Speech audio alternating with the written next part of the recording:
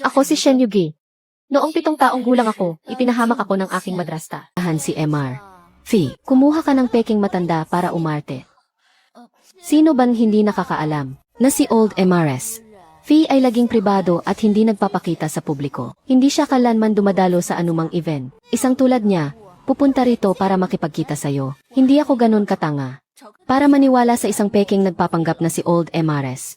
Fee, hindi kayo niloloko ni Yugi. Ako nga talaga ang lola ni Fee Nancheng. Ang babae niya sa labas. Tama. Ako nga.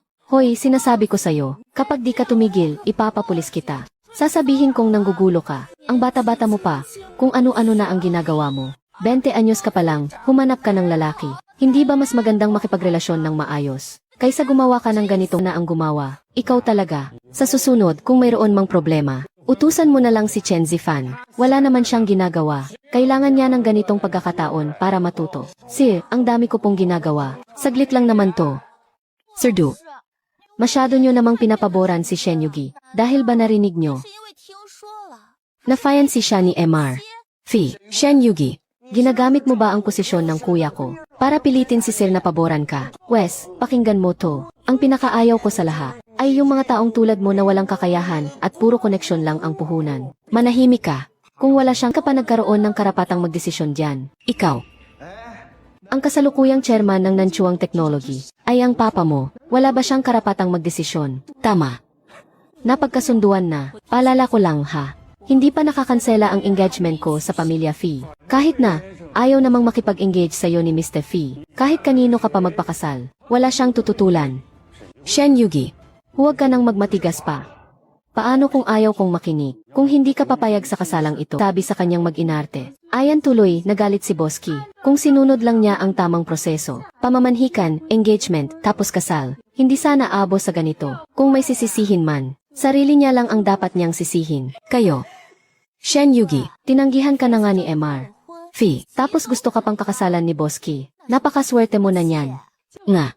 Si Boski, gwapo na, matalino pa. Ikaw na ang nakabingwit ng swerte. Bilisan mo na, isukat mo na yung gown. Huwag mo kaming pinag-aksayahan ng oras. Shen Yugi.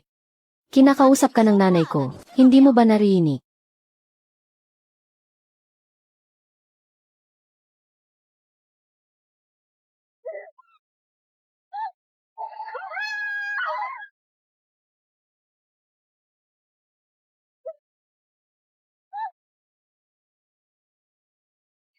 Shen Yugi, anong ginagawa mo? Ang ingay. Subukan mo kong saktan. Shen Zilan, makinig ka sa king. Limitado lang ang kalayaan ko. Pero hindi ibig sabihin noon na pwede mo na, kung basta-bastang apihin. Kapag may problema po. Ang #1 international hacker na si Wugi, inatake ang firewall ng kumpanya natin. Sabi niya, kung hindi raw kayo babalik sa bansa, sisirain niya ang pinakaimportanteng data ng kumpanya natin. Ikaw ang nag-utos sa kanya. Mag-set up ka ng attack, isang time virus sa kumpanya ni Kitsuyao. Ang kumpanya niya ay nagkakahalaga ng Naku, wala na ang lahat. Dad.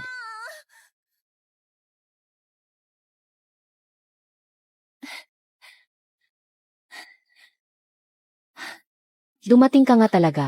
Sa oras na isuot mo ang wedding dress ko, ikaw na ang bride ko. Yang si Kisuyao, hindi siya ang nakatadhana para sa'yo. Salamat at hindi mo ako binigo. Ako na ang bahala sa lahat. Napakalakas ng impluensya ni Kisuyao, tapos ginulo mo pa ang kasal niya ng harapan. Hindi ka ba natatakot na gantihan ka niya? Huwag kang mag-alala, dito sa Hecheng, wala pang kahit sinong nakakagalaw sa akin. Ngayong kanselado na ang kasal mo, kapag nakansela ko na rin ang engagement ko, dadalhin kita sa bahay para makilala mo ang lola ko. Siguradong magugustuhan ka niya. Sinira ko ang kasal mo ngayon. Sa susunod, babawi ako sa'yo ng isa, na mas bongga. May engagement ka na. Pero wag kang mag-alala, Fei pa rin naman ang apelyido mo. Nga. Bakit? So, ano ba talaga ang pangalan mo? 叫什么？ Fee Nancheng. Ikaw pala si Fee Nancheng. Alam ng kuya ko na pumunta ka sa kumpanya. Inutusan niya ako para kanselahin ang engagement niyo. Pirmahan mo tong kasunduan. Mula ngayon, kayong dalawa ay wala nang kakialam sa isa't isa. Anong problema? Di ba sabi mo, hindi kayo close ni Fee Nancheng? Hindi ko masabi sa'yo dati, kasi natatakot ako. Natutunan mo na pala yung galawan na yan, pero hindi yan ubra sa king. Alam mo ba kung anong pangalan ko? Ano? Shen. 鱼龟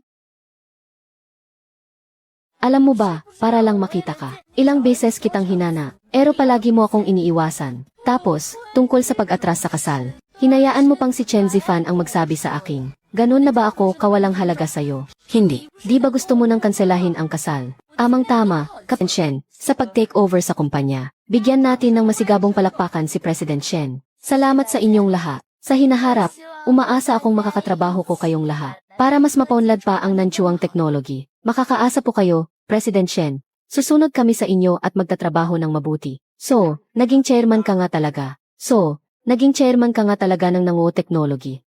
Naging chairman ka nga talaga. Congratulations lang. Sabi nila, handa silang magbigay ng 2 bilyon para mapakasalan si Turtle. Pati na rin ang Yunhuan Tech. Mas malaki pa ang alok nila. 10 bilyon daw. Higit pa ron. At ngayon, sunod-sunod na. Marami ng malalaking kumpanya ang handang mag-alok ng mas malaki pang halaga para lang mapakasalan si Turtle. Madam, anong gagawin natin ngayon? Tayo. Kahit pa may pangalan tayo sa mundo ng mga hacker, hindi pa rin natin kakayanin ang ganito kalalaking puhunan. Nga.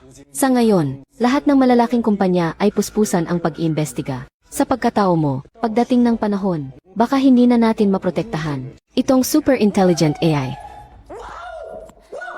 Tabi. Anong nangyari? Akalabas lang ng announcement ng kuya ko, ang Fee Group. Handang mag-alay ng 100 bilyong dowry para pakasalan si Turtle. Ano, 100 bilyon? Sobra namang yan. Sabi pa ng kuya ko, simula pa lang daw yung 100 bilyong dowry. Basta pumayag lang daw si Turtle. Walang limitasyon. Yung ibang mga kumpanya, siguradong hindi lalaban sa pamilya Fee. Siyempre. Basta kumilos na si kuya, lahat ng ibang tech companies, tiklo, kung koprotektahan tayo ng Fee Group. Mapoprotektahan talaga natin itong AI. Ang bilis mong nahulaan kung sino ako, as expected kay Fee Nancheng. Anong nangyayari sa'yo? Kinakabahan ka na. Huli na ang lahat. Ayaw mong kakasalan ang kuya ko. Maraming ibang may gusto. Sakto, nalaman na ngayon. Na babae pala si Turtle. Papakasalan siya ni kuya para maging sister-in-law ko. Alaga. Huwag ka nang masyadong malungkot dahil ang matalo kay Turtle ay hindi naman nakakahiya dahil sa buong mundo. Akaunti lang ang mga babaeng mas magaling pa kay Turtle. Kung ganun, kilala mo ba kung sino si Turtle? Kilala mo ba kung sino si Turtle? Hindi pa pumapayag si Turtle na pakasalan siya. Sa ngayon, hindi pa. Pero mangyayari rin yan. Magpapahanap na ako ng tao ngayon din, para malaman kung nasaan si Turtle, para mapadali ang pagpapakasal ni kuya. Sa kanya, magsisi ka.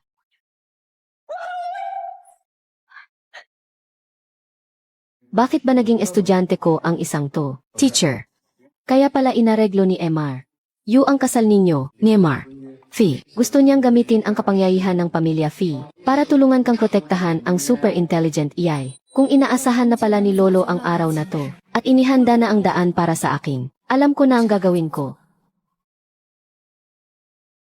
Bukas, sa ngalan ng nanchuang technology, magpapatawag ako ng press conference. Ipapakilala ko sa publiko ang super intelligent AI, at doon mismo i-anunsyo ko ang engagement namin ni MR. Fee, ang daldal. President Fee, kumusta?